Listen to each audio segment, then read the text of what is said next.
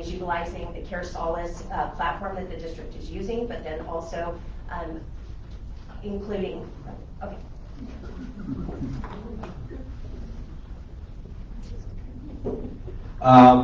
What I want to recommend is something that doesn't cost any money, because we all have mentors in all the schools.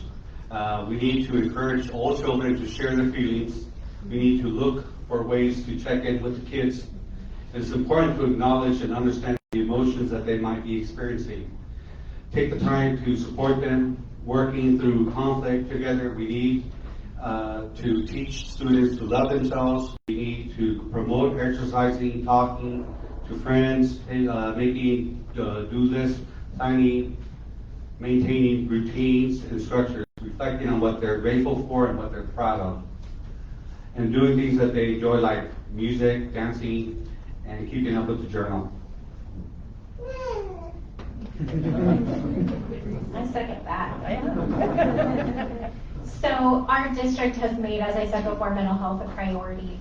We have done a lot of work, for example, with our community partners, some of which are in the room here today, and with Chalk Hospital, we've actually created wellness centers at 2 of our sites, which we're working to expand to multiple sites to provide immediate counseling and resources for students as they're in crisis throughout the school day.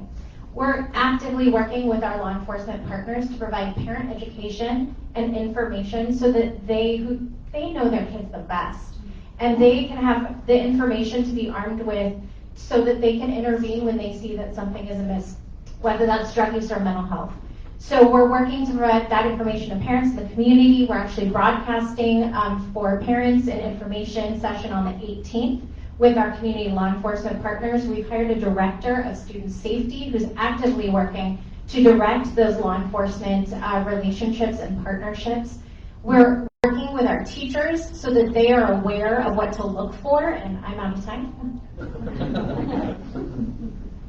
All right. Well, first let me applaud the name change, going from at-risk youth to Nxt Gen Youth Empowerment. I really love that because I think it captures the positive plan and the positive outlook that we have on these kids' futures. And that only comes from real investment in their lives and the kind of empowerment that comes from being equipped academically, physically, and in their souls. We're only seeing the top of the iceberg in this mental health crisis. We're barely seeing the beginning of this yet. I hate to say that, but it has implications on drug dependency and suicide that are well beyond even what we're prepared to see right now. If we can't point them towards help instead of harm, we'll fail an entire generation. But I'm hopeful because of the work of the collaborative, the wonderful things I've been seeing from the collaborative and taking a proactive stance on this. And when we have partnerships and transparency and information sharing, that's going to be the key to turning this crisis around. So for our students whose families lack the funds and insurance to get this on their own, we need to have campus facilities, and we also need to have the ability to share with them the information for all these other opportunities in the community that are beyond just what we do on the campus, so that they're getting plugged into all the kinds of things that are there. So it's going to take serious oversight to make sure we're getting the right programs going, but we can do it.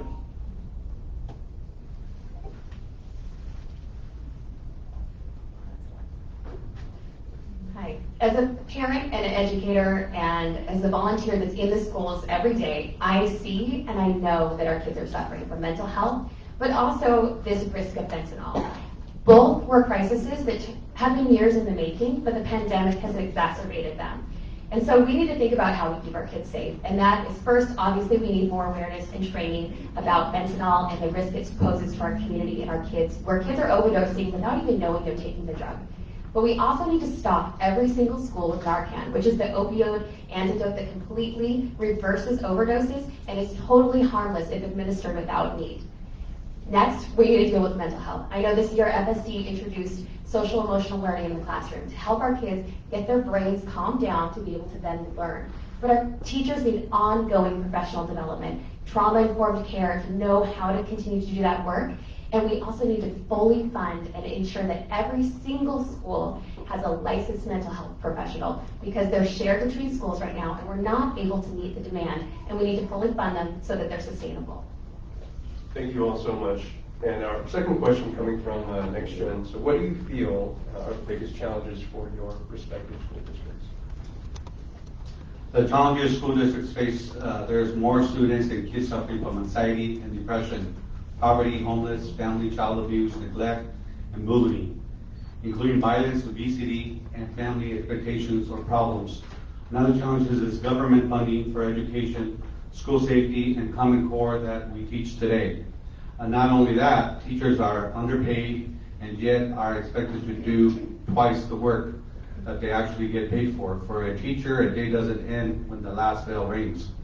Most teachers stay after school for several hours, or they take their work home, grading papers, developing lesson plans late into the night. Furthermore, many teachers struggle with inadequate funding for education programs, and they end up spending money out of their pocket to meet the needs for their students. So I wish there were only 3 things that we needed to work on, but there's so much more than that. It's true. Our kids need a lot of support. And the first thing that I prioritize in my to-do list is making sure that the interventions we're providing are sustainable. The state has provided us with a lot of one-time money, which is fantastic for setting things up, but what we need to do is integrate those interventions and supports into what we call the LCAP, the Local Control Accountability Plan. And that's actually developed by you, by the community, in conjunction with students, with parents, community members, teachers, and district administration. It's how we develop our budget and set our priorities for money. So that's number 1. Number 2, we need to work on our collaboration with our feeder elementary districts, and we've started doing some of that work. But this collaboration goes 2 ways. The first is making sure we do an EduSpeak. We call it backwards planning, making sure that our students are coming up to us with the skills and knowledge that they need.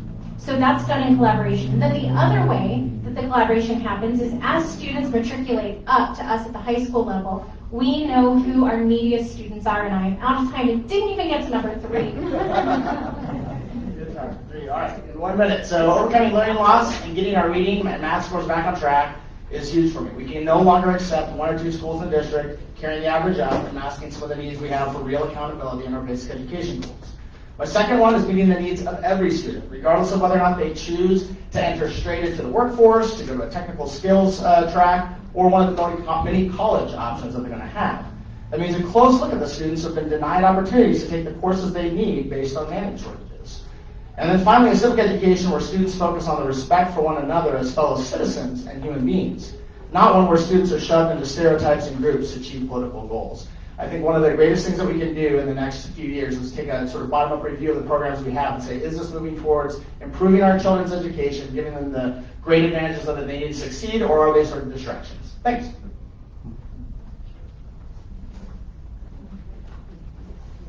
Okay.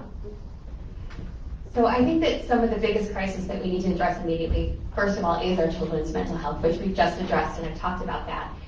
The next, I think, is their safety, both on campus and online. And these are actually very much related, because if we can break down the stigma and the shame around seeking mental health, we can help our kids who need it to get help before they might resort to violence. And as your board member, I promise that I will do everything possible within my power to address gun safety on our campuses to ensure our kids and our teachers and staff are as safe as possible. I will not leave any reasonable evidence-based option on the table because it's personal and it matters and there are kids. I also want to make sure we're addressing digital safety because I've been working with youth and with educators and parents for the last 2 decades to help us understand how children can stay safe online as well as from commercial sexual exploitation. It's a huge risk for our kids and we need to equip our families, our teachers, our students on how to stay safe on the internet so that the tablets we give them from FSD are not an opportunity for more vulnerability. And finally, we just need to back up our teachers to ensure that they are supported, that we have our back, and that will flow into good outcomes for our kids. Thank you. Our students have just experienced a wide variety of challenges and trauma associated with COVID and being out of the classroom. Many have lost their family members, and many are struggling with full return to campus. The Fullerton School District has been challenged with a variety of behavioral issues, such as student aggression, social anxiety, students feeling isolated, and depression throughout grade levels, needing additional support for social emotional health. The impact of social media and created a challenge on some campuses as online issues spilled into campus, creating confrontation. The impact of distance learning has been felt greatly in the area of early literacy.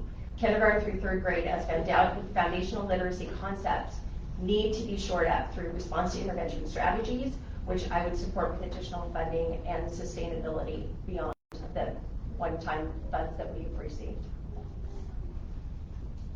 Thank you all so much for your responses, and thank you again for being here. As a Quick reminder to our Fullerton Collaborative members, Nxt Gen, we get together bi-monthly.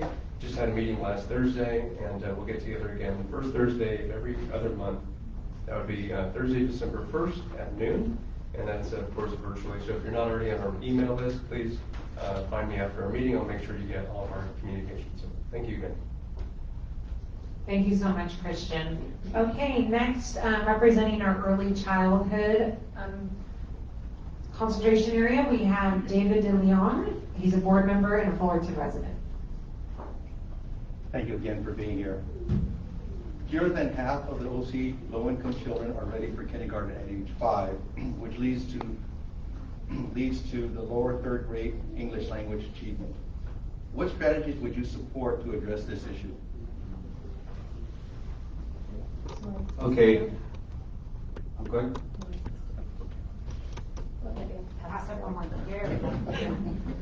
So this is a complicated question for us to answer at the secondary level, but it affects kids at the secondary level. We have kids who are coming in who aren't reading at grade levels. So the question is, what do we do when they hit 9th grade? And what we need to do is work on providing research-based intervention programs that are implemented with fidelity, because when we do that, we know that our students improve. So that's going to involve communication with our feeder districts, making sure we know who our kids who are below grade level are, making sure we know who our at-risk kids are so that we can target those interventions and help them to succeed. Additionally, our assistant superintendents between Fullerton Joint and all of our feeder districts meet monthly, and they do that to share information, to strategize, and in order to plan on how to meet these students' needs. So as continuing my position as a board member, my goal is to enhance those partnerships so that we are ready for our kids who are not at grade level when they come to us. Because when they're not at grade level, it's going to impact every single class that they're in, and that affects outcomes in terms of graduation rates. All right, great. Reading and language are the doorway to liberty. Frederick Douglass said that his real awakening was when he realized that reading was denied to slaves because it would break a great power that was held over them. And he realized that that was the key to path to liberty. When he had the wife of a slave owner start to teach him, he realized that was it, that's the path. So this is a truly important question that we're talking about. Although at the high school level, a full program assessment might be required to address the absolute collapse of language scores over the last several years, the full damage, which is still not known because the state of California has still not released last year's test scores. So we don't even know how bad it is yet. They've said they'll release them after the election, which is nice of them to do, I guess. The question here is, though, rightly focused on the absolutely crucial ages of pre-K through kindergarten. And I'll just give you a hint. I've conducted a lot of government programs in my entire life, and one of the most successful over the last several decades is the Head Start program. So I think the key to this is making sure every student knows that their Head Start program is available in this district, getting those low-income students into them so that they're hitting kindergarten running. And that's what I think would be great. Thanks.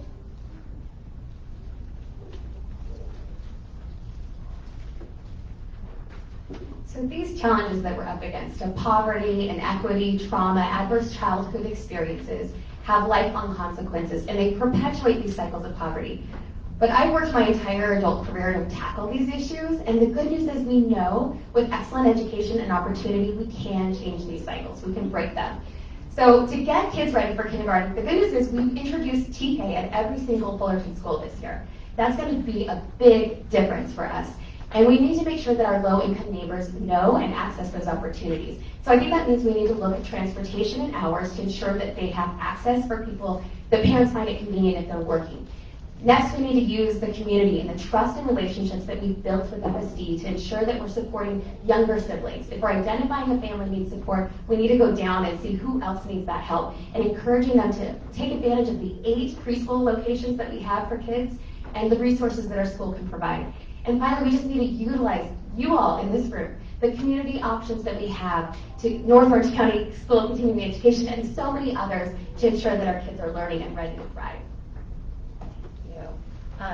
As a member of the Fullerton Collaborative Early Childhood Subcommittee, I am particularly passionate about these issues. And the work of our partners like Help Me Grow, Early Childhood OC, and Start Well are doing. I'm in support of funding for California State Preschool and the Universal Transitional Kindergarten.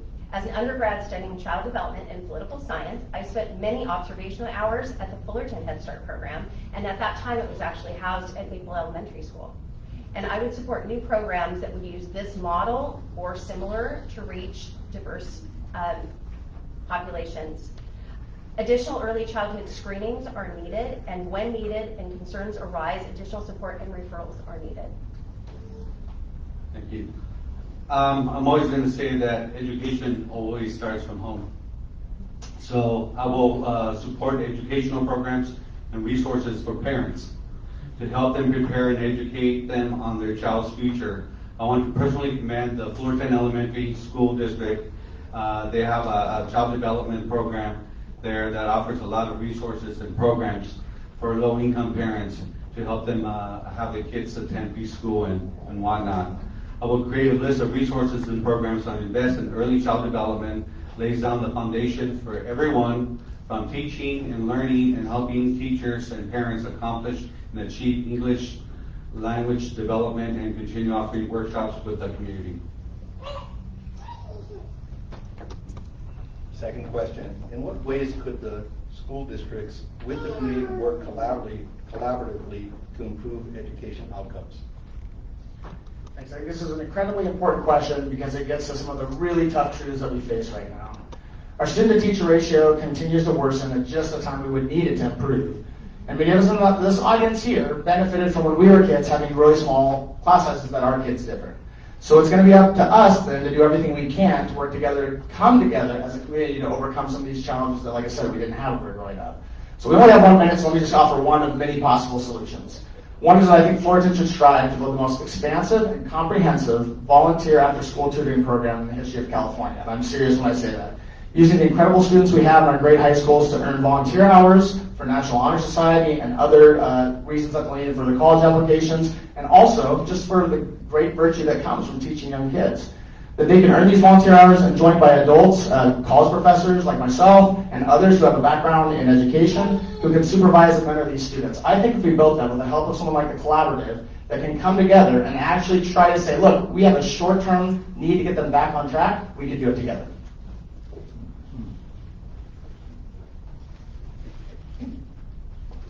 So when Raymond Elementary, where my daughters go to school, experienced 3 different traffic accidents on the intersection of Chapman and Harbor in a row, and it was threatening our children's safety, I worked with our principal. I called the city manager, I called our traffic consultant, I called the police, I called our school district leaders, and I brought our Raymond community together to talk about the issue and to say, how do we help our kids? And that's what I want to do with the Collaborative, is bring the right people together in a community and say, how do we help our children? Because I believe that we need to take an assets-based approach. We need to work not just in addressing the barriers, but also seeing and valuing and recognizing and building on the gifts of our community and all that they have to offer. As a community development professional with World Vision, I use this evidence-based approach to building on positive assets for kids, to map out and build the assets in a community to ensure we have healthy, productive, successful youth, and that they're seen and valued as integral parts of their community. And when we do that, we improve our education outcomes for our kids. I would encourage community-based kindergarten readiness workshops and materials utilizing neighborhood community centers, early support for English language learners, after-school and tutorial programs in partnership with Cal State Fullerton, Education Department, Fullerton College, and surrounding colleges and universities. I participated in a life program actually funded by the Carnegie Mellon Foundation at Whittier Boys and Girls Club when I was an undergrad. Proactive plan and increased access to quality readiness and developmental assessments, and increased collaboration and data sharing for early intervention services such as regional center if needed. Thank you. That's why I think it's important that parents and community members always attend more meetings and get involved, and we need to create more programs where we can make the time that we can get all the parents, teachers, and collaborative members and superintendents all come together and find ways that how we can make things better and what resources is out there, because a lot of parents don't know what's out there. There is a lot of resources, and I just think we just need to come together as a community, and that's what I want to do. I want to bring everybody together and bring the parents, see how we can motivate parents to get involved. So improving student outcomes, that's really at the heart of everything that I do as a board member. And at our last month's board meeting, I had the opportunity to meet a number of people who are in this room because we got a chance to honor the amazing partnerships that we have with so many of you. So we were able to acknowledge the work that the Collaborative does for our students, the Assistance League, the Rotary, so many community organizations that come in and help us support our kids in ways that we're not able to. So the answer to part of that question is the people in this room. That's how we improve outcomes and building those relationships. Part of that is expanding and developing the already high quality education programs and career technical education pathway options that we have for our kids in our school. Fullerton has unique programs that aren't offered anywhere else, and we need to keep those growing and accessible to kids. The other thing is we need to make sure our resources are available to our students and families, and part of that is by bringing them onto campus so kids can access them during the school day if that's what they need, and making them available on campus for parents if that's what they need and where they need the service to be delivered. All right, so we're on to the next one, yeah? I got to go first that time. Yes. We are moving on, but before we move on for our early childhood group, we do not have our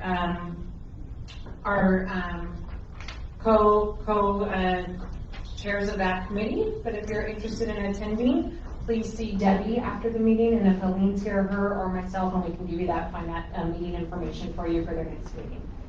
Okay, next we are moving on. Oh, Eileen's right there. You can see Eileen back there. She'll have that information for you. Thank you so much, Eileen. Okay, next we're moving on to our homelessness and group, and we have Mr. Jason Phillips from Fullerton Act. How can you solve homelessness? Go. In 1 minute. In a minute, you are better than everyone else in the world. So again, quick announcement. We do have a meeting for our Homelessness Collaborative next week on Wednesday. From 1 to 2:30, we'll be focusing on advocacy and how we can collaborate together on advocacy for housing. So homelessness question. Orange County produces an annual conditions of children's report. Shows the rate of childhood poverty in OC is increasing, with 49.6% of children eligible for free and reduced lunches. What strategies would you recommend to reduce childhood poverty? Thanks, Jason. So I truly did right. Childhood poverty will not be solved by our schools alone, right? This is a big problem. But our schools can be the hub where we provide support for our families and our community. Schools need to build trust and break down the barriers, the stigma that we can, so we can better identify children and families in need who are experiencing housing insecurity and make sure they're accessing the support that does exist in our community. You know, I'm deeply committed to investing in Fullerton School District and addressing these challenges that poverty does pose to our kids and our education. It's personal for me. Our family chose to send our kids to Raymond Elementary, partly because of the amazing Spanish immersion program, but also because it is a Title I school. And we want to be deeply connected to these families. It's a gift that they give us of diversity, of community, and friendship across economic lines. And my children and I have benefited from that. We are intimately connected and interdependent on these families that have different experiences than we do, but we learn from each other. Their well-being is our well-being. And I'm helping to raise their kids, and they're helping to raise mine. And in that, we're caring for one another well. Because ultimately, I believe that the best long-term strategy for ending childhood poverty and homelessness is raising excellent children with excellent education who believe and are prepared for great careers and know their intrinsic worth and value. Having worked with foster and at-risk youth at Olive Crest, I've seen firsthand the benefit of wraparound services for youth and for families.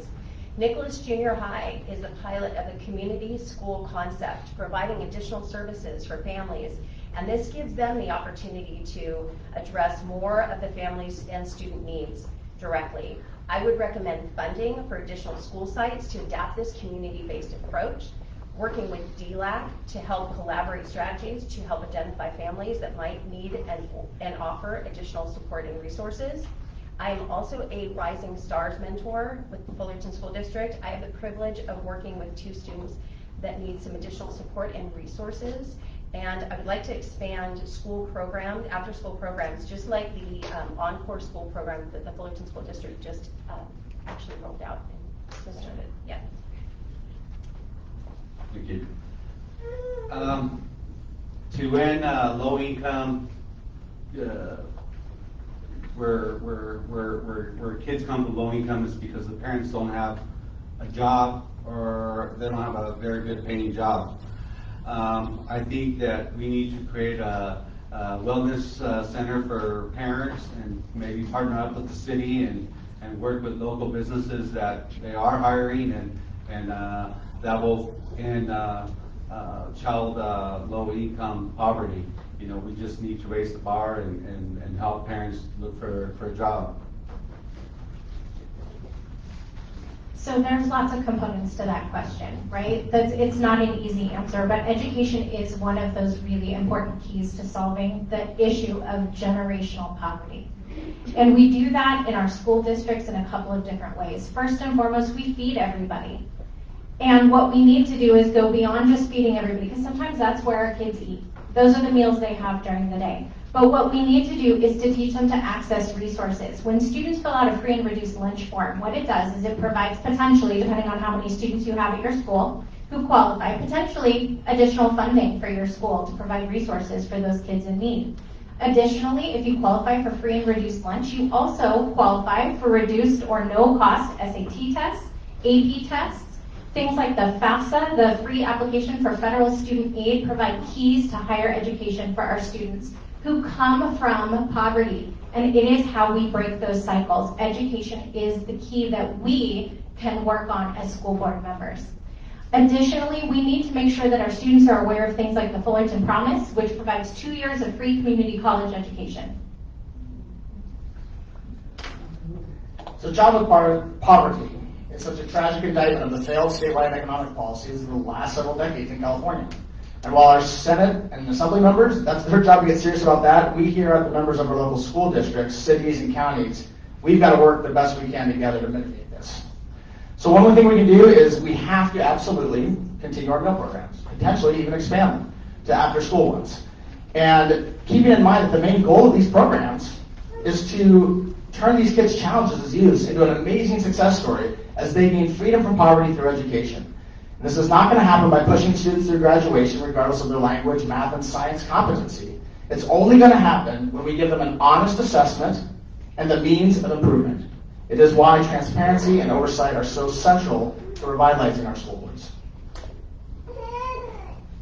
Thank you so much. Okay, next we have from our Health and Wellness Initiative, Mr. Peter Hernandez, representing St. Jude Medical Center. Hello, everyone. So our question on behalf of the Health and Wellness Subcommittee is, in your districts, over 60% of adults and 30% of children are overweight or obese. What are some strategies that you would support for the district that would enhance policies to build an environment to help make the healthy choice the easy choice? And do you have any projects in mind that can help, or any you are currently working on? Another one that's going to be really quick. It is key to involve families and guardians in the conversation and implementation of health and wellness for students, creating integration into their family life. Movement is key, not only for physical health, but for mental health, with studies showing that students that play regularly in a social setting develop more trust. The creation of family wellness activities that tie to school and home are beneficial, such as Kids Run OC program through the Orange County Marathon. As a former board member of the Fullerton Family YMCA and as a member family, thousands of Fullerton youth play in their sports programs and have participated in their after-school programs and camps. I would like to see more integration between FSD families and the YMCA through more open community events and fitness-themed programs. FSD is unique in that every one of our PE teachers is a fully trained and credentialed in physical education at every school site. We also have junior high intramural sports, and sports activities are implemented into the newly launched Encore after-school program.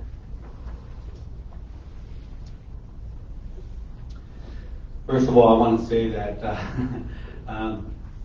if the kids don't eat healthy at home, they're not going to eat healthy at school. At schools, I think we serve very good lunches, that they're very healthy and they're well proportioned. And I want to start and offer a free parent program and educational guide to show parents that we serve at our school lunches. Excuse me. So we could also eat at home and teach their kids to make better, healthy choices. Not only that, that will cut the wasteful spending on tossing food away every day at the schools that the kids don't eat. So I think it's very important that it all starts from home. If they don't eat healthy, but we're feeding them healthy at the school, so we're doing a good job. So there's the easy surface level answer to that question, and then there's the deeper part of the question. The first easy level answer is all of our students are required to take a health class in order to graduate. There are nutrition and wellness units embedded into that health class. So that's one way that we can educate our kids about health and wellness.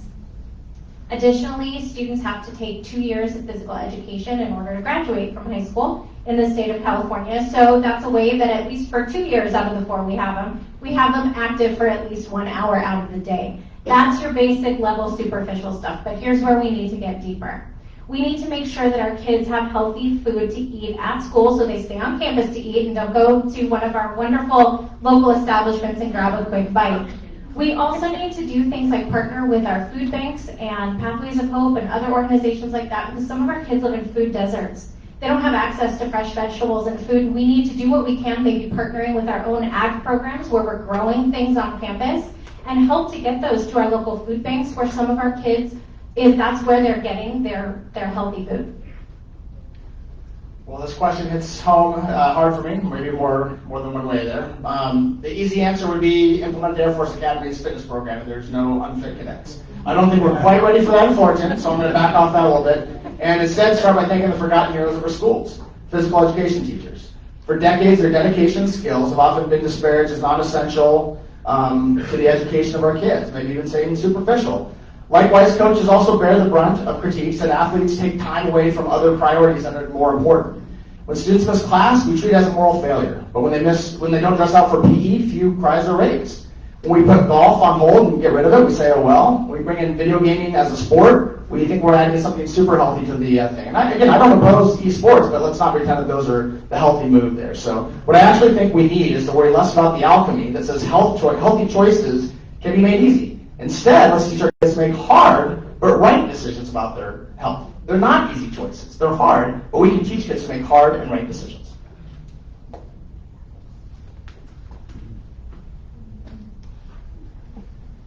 So I get to serve on the Fullerton School District Wellness Committee, and I was able to support Raymond's participation in the Move More Eat Healthy competition last year. I think we did second, maybe, of the district. But, I do believe schools should be where children are learning lifelong healthy habits about nutrition and eating and moving their bodies to take care of what they have. But unfortunately, as a mom with kids who are in the district, I have to say that I don't think our health policy is being enacted fully. And actually, I disagree. I think the first place we need to make significant changes is with our school lunches that we provide to our kids.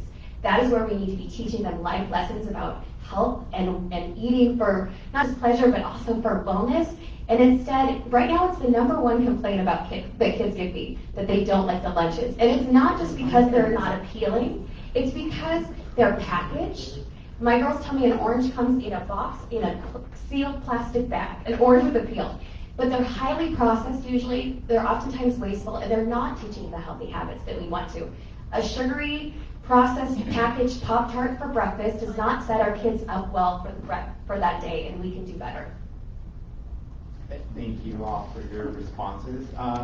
So for everyone that's interested in participating in our Health and Wellness Subcommittee, we do meet every 4th Wednesday of the month virtually at 9:30 a.m. until 10:30 a.m. So if anyone's interested in participating, please reach out to Debbie or myself and we can provide the link to that meeting. Thank you. Thank you so much, Peter. Okay, and for our last question, we have representing the board, Jay Williams from OC United. All right, here we go. The last of the structured questions. How do you plan on working directly with this collaborative and our members to help support and improve public health in this great city? Hold on, we got hot potato. Oh. We get to start. Here we go.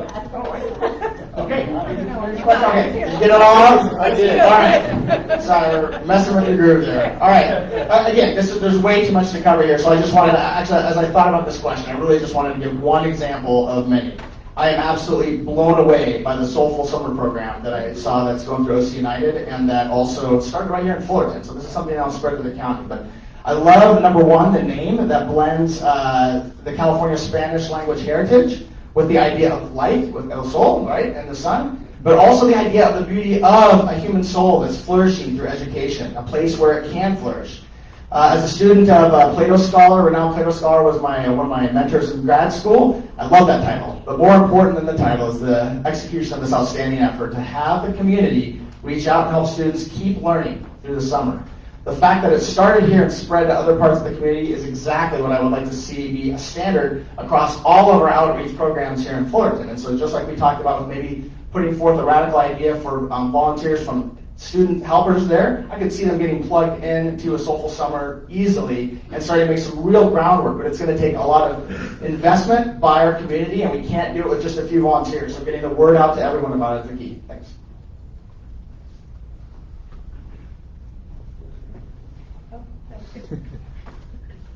So the way I want to continue this collaboration is really to keep doing what we have been doing, to share and listen and partner and build relationships so that we continue to support one another, our community, and our students, young and old. And specifically to the issue of public health, I see it as holistic. So we need to think about our physical, mental, emotional, social, and spiritual well-being. I see safety and mental health as a big part of that. I want to prioritize addressing these needs on the board through partnerships with our law enforcement, our high school board, our partnering with mental health professionals in the community to ensure we're meeting the needs of our students and proactively supporting their mental health, and our students, our teachers, and our staff. But when it comes to public health and communicable diseases, my personal value is that we choose to care for one another's health through following public health recommendations. And my priority is to keep our kids in school learning. I think we've learned how critical that is, but also balancing that with the goal of following science, our public health experts, to do what's necessary to keep our kids and our community safe and healthy. I hope you all stay afterwards because we have so much more information that we can't share with you in our time. Having worked in nonprofit and social services organizations, this level of collaboration among agencies is amazing and it's rare, and a testament to Fullerton being the philanthropic city that it is. I would like to propose that before each professional development in-service training for teachers at FSD, staff that has a representative from Fullerton Collaborative would have the ability to share additional services, available services, and spotlight a specific program that is available to or serves district students and families to increase awareness and increase collaboration.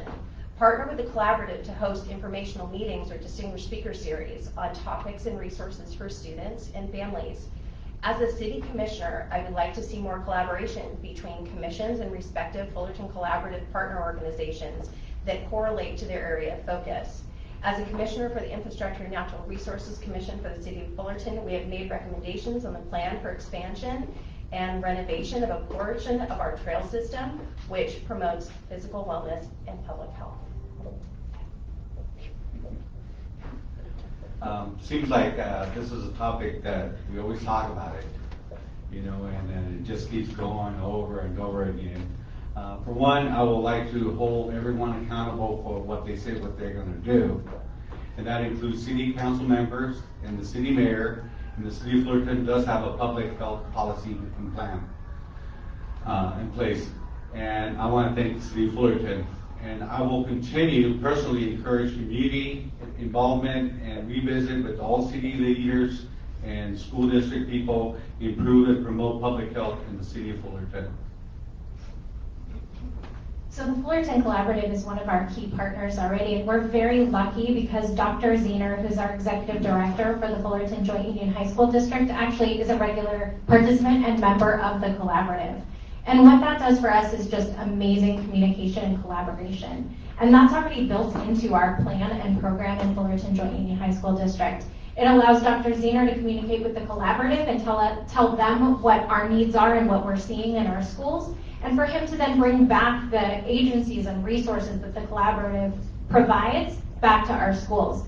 And I want to invite every single person in this room to come to our LCAP meeting. I want the collaborative to be our partners in developing our money priorities through the LCAP process. So that's one of the key things that I see as moving forward, one of the ways that we develop our relationship, because we already have really fantastic communication, and now we want your input on this deeper level in developing our LCAP.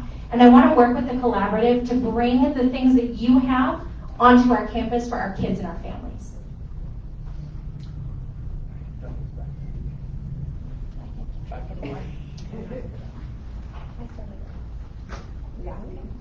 Okay, so we do have a little bit of time before your closing statements, and we did get a question from one of our members about donations. The question is, where are your donations coming from, and do you take union monies?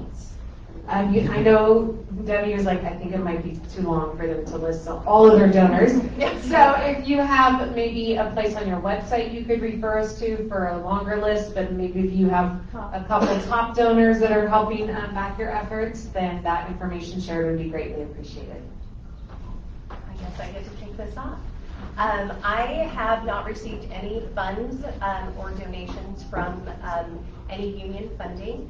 I have a very grassroots campaign. I have some community members that have donated to my campaign. I have or am anticipating a donation from an elected official that is retired, and just community members and parents from the community that have supported me.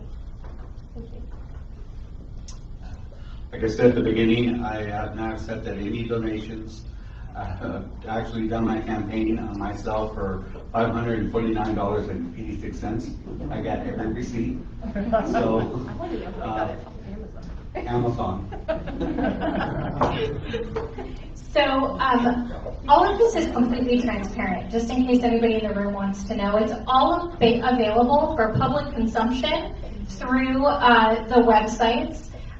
So please feel free to investigate anything that you want to look up for anyone. For me personally, I have a complete list of the people and organizations and elected officials who have endorsed me available on the outside table, as well as on my website. I am proud to say that I am endorsed by the Teachers Association of Fullerton, the Fullerton Secondary Teachers Association. I make no bones about that. I am a teacher by trade, and I'm proud of that support. I'm also very proud of the support of CSEA, which is our classified association, and that's our custodians and our secretaries and the people who make our campuses clean and run for our kids. I'm proud of that support, and I don't back down from that. And if anyone has any questions for me, I'm happy to answer those questions. Well, thanks. Actually, the Fullerton Observer posted this actually in the newspaper not too long ago. So the top 3 donations, I think, for all of our campaigns are in there. So you'll see some of us get single $20,000 checks to get their campaigns rolling. Others of us are getting a lot of smaller donations. I'm only getting donations from citizens in the community who are interested in getting parents more involved. But I do encourage you, the Fullerton Observer put that out a few days ago. You can look there. And then again, as was said earlier, this is all available at ocregister.gov as well. They have that information that you can get as well.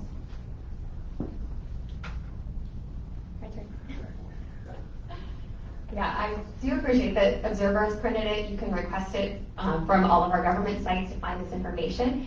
But I am so overwhelmed and excited. I've had over 140 individuals contribute to my campaign as a first-time candidate.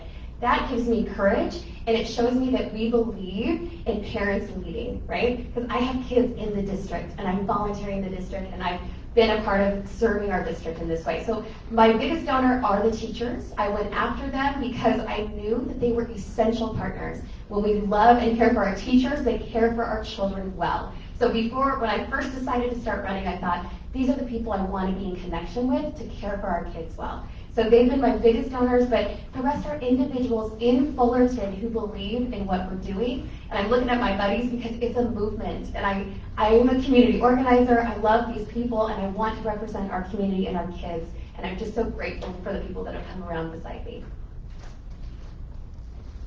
Thank you.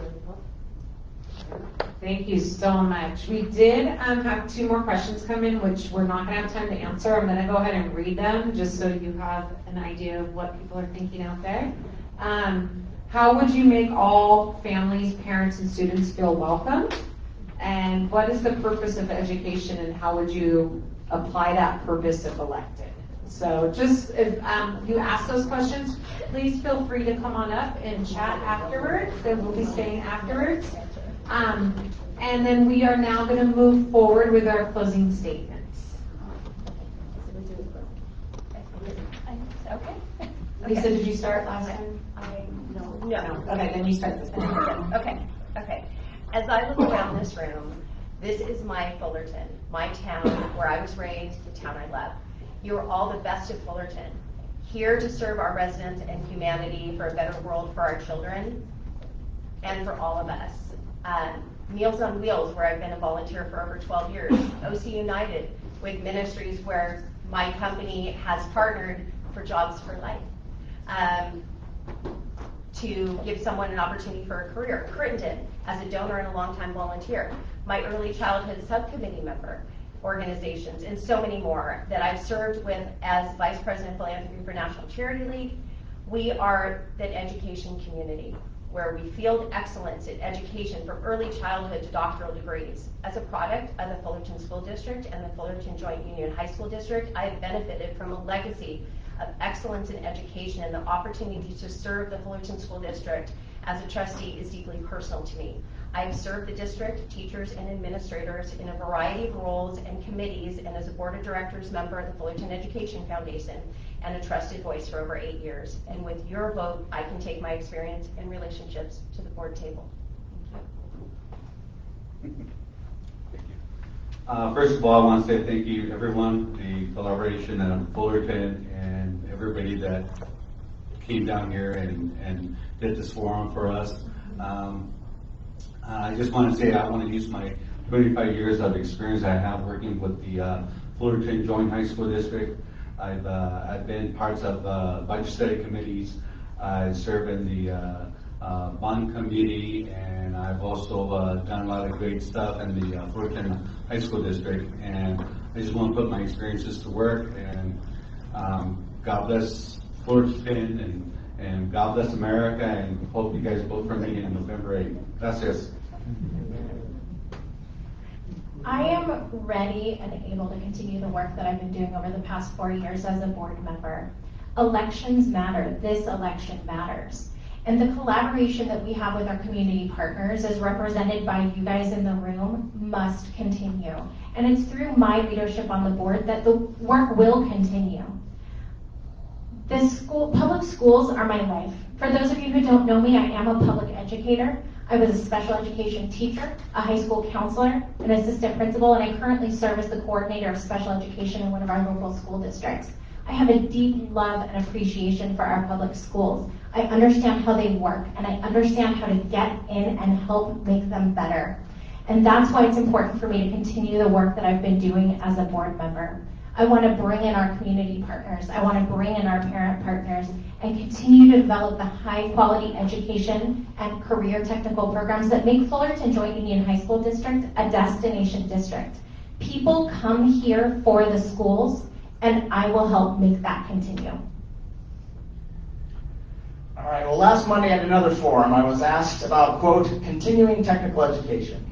Well, I sort of like to answer questions that I'm asked, so I offered my thoughts on it, just as I would have on continuing language education, continuing civic education.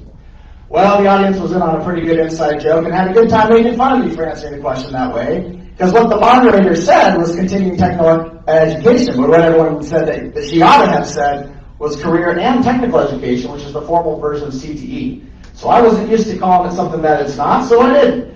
So I didn't know what to do with that, so it's not every day you get to answer the questions that are planted in the audience and already know the answer. So all to say, you seem to close with a comment on CTE, and I want to close on one too. It's vital, period. Like our teachers are vital, like our administrators are vital, like our parents and citizens and partners like you here at the Collaborative are vital. But when I heard from a parent whose son has been trying to get into the automotive CTE program for 3 years, and it's a career path that he actually wants to go in the automotive business, I was told again and again, every year, you have to be in music class or different elective, there's just not room for you. That leads me to think we need to be talking less about CTE and do more to expand it. I'm huge on that. Thanks.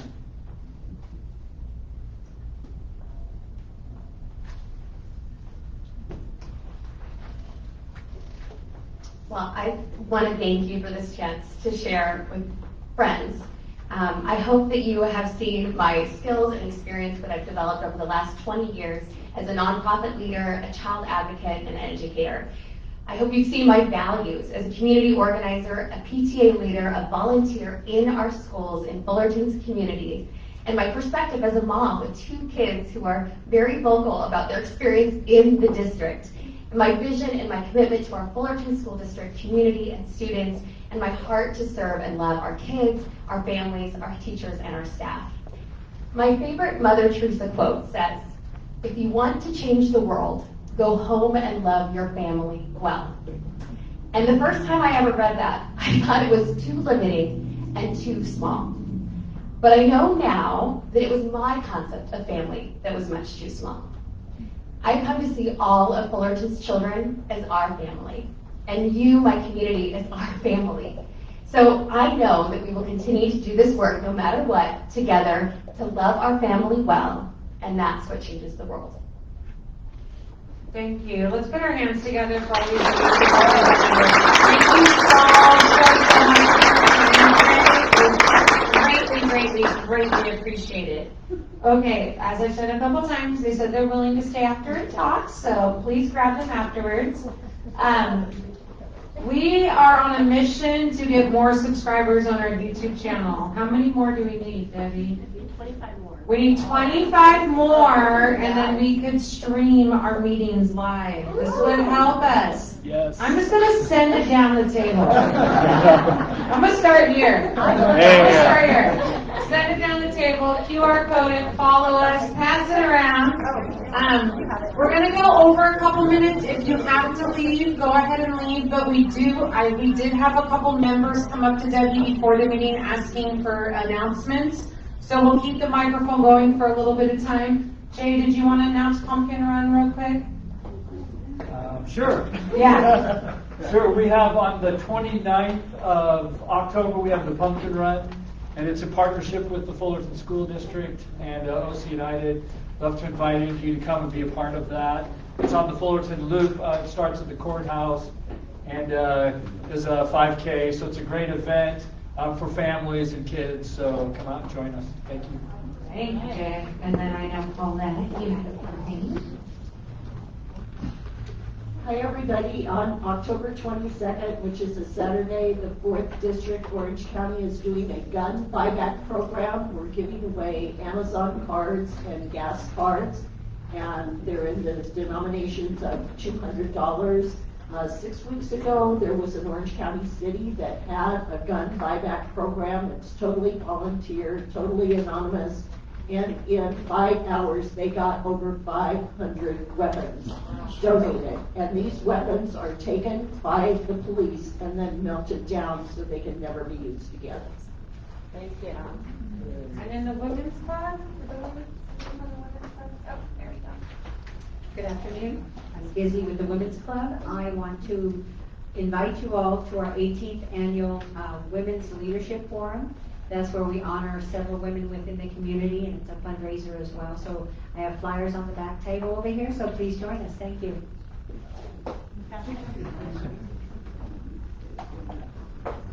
I can personally speak on how amazing that event is by the Women's Club. Any other announcements? No. Again, I don't think you can understand how much it means to the board and I to have so many people in attendance today. This is what we're here for. This is what we want, so we can all connect and work together to make Fullerton the best place it can be for us and our families.